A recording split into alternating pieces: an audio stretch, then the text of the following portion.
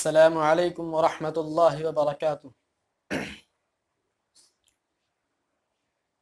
الحمد للہ رب العالمین والصلاة والسلام علی حبیبہ سید المرسلین وعلی آلہ واصحابہ المحبین الی یوم الدین، اما بعد فقد قال النبی صلی اللہ علیہ وسلم لا يؤمن احدكم حتى اكون احب الیہ من اہلہ ومالہ، وقال ایضا من احبنی کان معی فی الجنہ۔ محمد کی محبت دین حق کی شرط اول ہے، محمد کی محبت دین حق کی شرط اول ہے، اسی میں ہو اگر خامی تو ایمان مکمل ہے۔ بزرگوں اور دوستو، آج کی اس مبارک محفل میں میرے گفتگو کا عنوان محبت رسول ہے۔ محبوب دو جہاں صلی اللہ علیہ وسلم نے ارشاد فرمایا کہ تم میں سے کوئی انسان اس وقت تک کامل و ایمان والا نہیں ہو سکتا جب تک کہ میں اس کے نزدیک اس کے اہل و عیال سے زیادہ محبوب نہ ہو جاؤں، اور یہ بھی ارشاد فرمایا کہ جو شخص مجھ سے محبت کرے گا وہ میرے ساتھ جنت میں ہوگا۔ ایک مرتبہ حضرت عمر فاروق رضی اللہ تعالیٰ عنہ نے ارشاد فرمایا کہ آپ مجھے میری جان کے علاوہ ہر چیز سے زیادہ محبوب ہیں۔ آپ صلی اللہ علیہ وسلم نے فرمایا تم میں سے کوئی انسان اس وقت تک کامل و ایمان والا نہیں ہو سکتا جب تک کہ میں اس کے نزدیک اس کی جان سے زیادہ محبوب نہ ہو جاؤں۔ یہ سن کر حضرت عمر فاروق رضی اللہ تعالیٰ عنہ نے فرمایا قسم ہے اس ذات کی جس نے آپ پر قرآن نازل کیا، آپ مجھے میری جان سے زیادہ محبوب ہیں۔ آپ صلی اللہ علیہ وسلم نے فرمایا اے عمر اب تمہارا ایمان کامل و مکمل ہے۔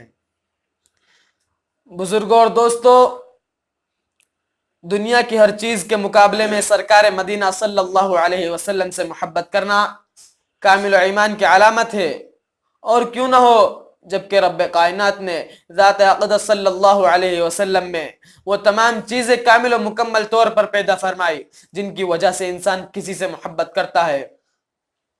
اگر کمالات کا باب کھول دیا جائے تو صاف پتہ چلتا ہے کہ ساتوں زمین اور ساتوں آسمان میں آپ صلی اللہ علیہ وسلم کے جیسا کوئی بھی ہم پلہ نہیں، بلکہ ہمارا دعویٰ اور عقیدہ ہے کہ آدم علیہ السلام سے لے کر عیسیٰ علیہ السلام تک تمام نبیوں اور رسولوں کو جو کمالات عطا کیے گئے، رب کائنات نے وہ تمام اوصاف و کمالات اپنے حبیب پاک صلی اللہ علیہ وسلم میں جمع فرما دیے تھے۔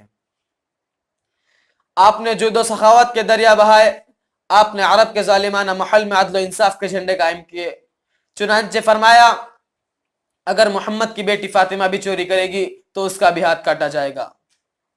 آپ کی فصاحت و بلاغت کا عرب و عجم یعنی پوری دنیا نے جواب دیا۔ آپ کے حیا کا یہ عالم کہ پردہ نشی والی لڑکی سے بھی زیادہ حیا تھی۔ آپ کی تواضع اس قدر کہ خادموں اور غلاموں کے ساتھ بیٹھ کر کھانا تناول فرما لیتے تھے۔ آپ کے خوش اخلاقی کے یہ حالات کہ حضرت انس رضی اللہ تعالیٰ عنہ کو 10 سالہ دور خدمت میں کبھی اف تک نہ کہا۔ آپ کی شجاعت و بہادری کا یہ عالم کہ جنگ حنین میں مسلمانوں کے پاؤں لڑکھڑانے کے باوجود تنہا دشمنوں کو للکارتے رہے۔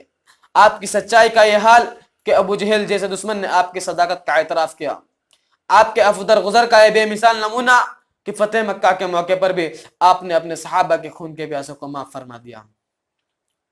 اسلام کے نوجوانوں، حسن و جمال کی بنا پر انسان کسی سے محبت کرتا ہے۔ یوں تو خدا کا ہر نبی حسین و جمیل ہوتا ہے، مگر سرکار مدینہ صلی اللہ علیہ وسلم کا حسن و جمال ساری کائنات سے بڑھ کر ہے۔ حضرت حسان رضی اللہ تعالیٰ عنہ فرماتے ہیں کہ میری آنکھوں نے آپ سے زیادہ حسن و جمال نہیں دیکھا اور آپ سے زیادہ خوبصورت کسی کی مانے جنا ہی نہیں۔ حضرت جبرائیل امین علیہ السلام فرماتے ہیں میں کائنات کے کونے کونے میں پھرا ہوں، میں نے مشرق سے مغرب تک سفر کیا ہے، میں نے ان حسینوں کو دیکھا ہے جن کے حسن و جمال کی لوگ پوجا کرتے ہیں، مگر اے آمینہ کے لال تو بے مثال اور لاجواب حسن و جمال کا مالک ہے۔ جی ہاں، مصر کی عورتوں نے حسن یوسف کو دیکھ کر اپنے ہاتھ کاٹ ڈالے تھے، مگر سرکار مدینہ صلی اللہ علیہ وسلم کے حسن و جمال کو دیکھ کر عاشقوں نے گردنیں کٹا دی۔ کسی نے کیا ہی خوب کہا ہے خون تشبیہ نچوڑوں تو بھی حاصل کیا ہے، خون تشبیہ نچوڑوں تو بھی حاصل کیا ہے، تجھ سا کوئی نہ تھا کوئی نہیں آنے والا۔ حضرات، احسان کی بنا پر بھی محبت کی جاتی ہے۔ کہا جاتا ہے کہ انسان احسان کا غلام ہے، یعنی انسان اپنے محسن سے محبت کرتا ہے، اور یہ ایک ناقابل انکار حقیقت ہے کہ رب کائنات کے بعد سب سے زیادہ احسانات کرنے والی ذات محمد صلی اللہ علیہ وسلم ہے۔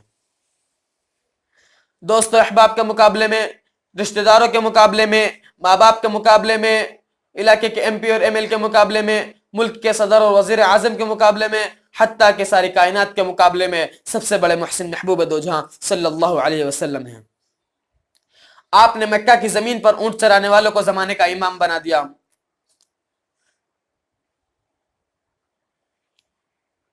آپ نے مکہ کی زمین پر اونٹ چرانے والوں کو زمانے کا امام بنا دیا۔ آپ نے مزدوروں اور غلاموں کو حقوق سکھائے۔ آپ نے بیوہ عورتوں سے نکاح کر کے انہیں عزت بخشی۔ آپ نے لڑکیوں کو زندہ درگور کرنے کا دروازہ بند کیا۔ آپ نے انسانی خون کو کعبہ سے بھی زیادہ محترم قرار دیا۔ میرے دوستو، قیامت کا ہولناک منظر ہوگا، نفسی نفسی کا عالم ہوگا۔ آدم صفی اللہ نفسی نفسی کہتے ہوں گے، ابراہیم خلیل اللہ نفسی نفسی کہتے ہوں گے، موسیٰ کلیم اللہ نفسی نفسی کہتے ہوں گے، عیسیٰ روح اللہ نفسی نفسی کہتے ہوں گے، مگر قربان جائیے ذات محمد صلی اللہ علیہ وسلم پر، جو کہ امتی امتی کہتے ہوں گے۔ کسی نے کیا ہی خوب کہا ہے، الغرض وہ تمام اوصاف و کمالات جن کی بنا پر بھی انسان کسی سے محبت کرتا ہے، میرے آقا مولا محمد صلی اللہ علیہ وسلم میں کامل و مکمل طور پر موجود تھے۔ لہٰذا میرا اور آپ کا، بلکہ پوری امت کا یہ فرض بنتا ہے کہ آپ صلی اللہ علیہ وسلم سے محبت کی جائے، جیسا کہ اللہ کے نیک بندوں نے اس محبت کا حق ادا کیا ہے۔ اے مسلمانوں، تم نے لیلا اور مجنون کی محبت کی داستان سنی ہوگی، تم نے شیر اور فرحات کے عشق کا قصہ سنا ہوگا، تم نے ہیرا اور رانجھے کے پیار کی کہانی سنی ہوگی۔ آؤ میں تمہیں محبت کی سچی کہانی تاریخ کی زبانی سناتا ہوں۔ ایک صحابی رضی اللہ تعالیٰ عنہ کی داڑھی میں 2 بال تھے اور ایک بال ہوا میں اڑ رہا تھا۔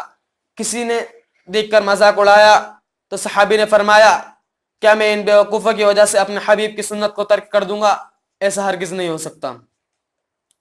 ایک کسان صحابی ہیں، اپنے کھیت میں ہل چلا رہے ہیں، اچانک خبر ملتی ہے کہ آپ صلی اللہ علیہ وسلم وفات پا چکے ہیں۔ کسان صحابی ہل چلانا بند کرتے ہیں اور دعا کے لیے ہاتھ اٹھاتے ہیں، فرماتے ہیں، یا اللہ ان آنکھوں کو اندھا کر دے جن سے اپنے محبوب کا دیدار کیا کرتا تھا، آج کے بعد دنیا کی کسی چیز کو نہیں دیکھنا چاہتا۔ اور کہتے ہیں، یا اللہ ان کانوں کو بہرا کر دے جن سے اپنے محبوب کی آواز سنا کرتا تھا، آج کے بعد دنیا کی کسی چیز کی آواز نہیں سننا چاہتا۔ کسان صحابی مستجاب الدعوات تھے، اللہ نے دونوں دعا قبول فرمائی اور اسی وقت اندھے اور بہرے ہو گئے۔ ایک صحابی محبوب دو جہاں صلی اللہ علیہ وسلم کی خدمت میں حاضر ہوتے ہیں اور سوال کرتے ہیں، یا رسول اللہ قیامت کب آئے گی؟ آپ صلی اللہ علیہ وسلم فرماتے ہیں، تم نے قیامت کے لیے کیا تیاری کی ہے؟ تو فرماتے ہیں، میں نے قیامت کے لیے زیادہ تیاری تو نہ کی ہے، نہ میرے پاس نمازیں زیادہ ہیں، نہ میرے پاس روزے زیادہ ہیں، نہ میرے پاس صدقہ خیرات زیادہ ہے، لیکن مجھے اللہ اور اس کے رسول سے محبت ہے۔ یہ سن کر محبوب خدا صلی اللہ علیہ وسلم نے فرمایا، تم کل قیامت کے دن اس کے ساتھ رہو گے جس سے تم محبت کرتے ہو۔ حدیبیہ کے موقع پر حضرت عثمان غنی رضی اللہ تعالی عنہ کو کفار مکہ خانہ کعبہ کا طواف کرنے کے لیے کہا تو فرمایا، محمد صلی اللہ علیہ وسلم کے بغیر عثمان طواف نہیں کر سکتا۔ مدت دراز کے بعد طواف جیسی اہم عبادت کا موقع ملا، مگر اپنے حبیب صلی اللہ علیہ وسلم کے بغیر طواف کرنا گوارا نہ کیا۔ جنگ احد کے دوران یہ خبر پھیل جاتی ہے کہ آپ صلی اللہ علیہ وسلم شہید ہو گئے۔ عورتیں روتی ہوئی گھروں سے باہر نکل آتی ہے۔ ایک انصاری عورت ام سلیم رضی اللہ تعالی عنہ اپنی سواری پر سوار ہو کر میدان جنگ کی طرف چل دیتی ہے۔ اچانک خبر ملتی ہے کہ اس جنگ میں تمہارا باپ اور بیٹا دونوں شہید ہو گئے، تمہارا شوہر اور بھائی بھی شہید ہو گئے۔ ارے قربان جاؤ اس عورت پر جو کہ اپنے گھر والوں کی شہادت سن کر بھی آگے چلی جا رہی ہے اور آپ صلی اللہ علیہ وسلم کا حال معلوم کرنے کے لیے بے چین اور بے قرار ہے۔ بالآخر آپ تک پہنچ جاتی ہے اور آپ صلی اللہ علیہ وسلم کی چادر کا کونا پکڑ کر کہتی ہے، ہر مصیبت آپ کے بعد آسان ہے۔ کسی نے اسی کی ترجمانی کرتے ہوئے فرمایا، میں بھی اور باپ بھی، شوہر بھی، برادر بھی فدا، میں بھی اور باپ بھی، شوہر بھی، برادر بھی فدا، اے شہیدی تیرے ہوتے ہوئے کیا چیز ہیں ہم۔ اسلام کے نوجوانوں، تاریخ کی صفحات پر ایک نہیں سینکڑوں ہزاروں واقعات ایسے ملیں گے جن سے آپ صلی اللہ علیہ وسلم سے سچی پکی محبت کا ثبوت ملتا ہو. دعا کیجئے کہ اللہ پاک ہم سب کو سچی پکی محبت نصیب فرمائے. آمین. وآخر دعوانا ان الحمد للہ رب العالمین.